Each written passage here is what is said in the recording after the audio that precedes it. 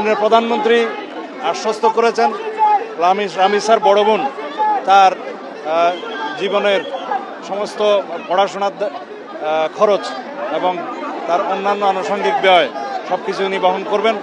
চেষ্টা করব যাতে সর্বোচ্চ শাস্তি নিশ্চিত করা যায়। রবিবারের বিকেলের মধ্যে ইনশাআল্লাহ আদালতে চার্জশিট দাখিল করতে পারব। আসামি তার স্বীকারোক্তিমূলক জবানবন্দি 164 ধারায় 164 স্টেটমেন্ট যেটা বলি সেটা করেছে। ডিএনএ টেস্টের নিয়ম হচ্ছে যে 48 ঘন্টা সময় লাগে, যেহেতু এটা বৈজ্ঞানিক বিষয়।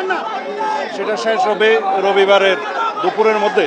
আমরা রবিবারের বিকেলের মধ্যে ইনশাআল্লাহ আদালতে চার্জশিট দাখিল করতে পারব এবং তারপরে অত্যন্ত দ্রুততম সময়ের মধ্যে যাতে বিচার কার্য নিষ্পন্ন হয় সেই জন্য আমরা চেষ্টা করব যাতে সর্বোচ্চ শাস্তি নিশ্চিত করা যায় এবং রামিসার মা বাবা এবং রামিসার বড় বোনের জন্য একটা আশ্রয়স্থল, তারা নিরাপদ আশ্রয়স্থল চেয়েছেন, সেটা মানে প্রধানমন্ত্রীর প্রতিশ্রুতি দিয়েছেন।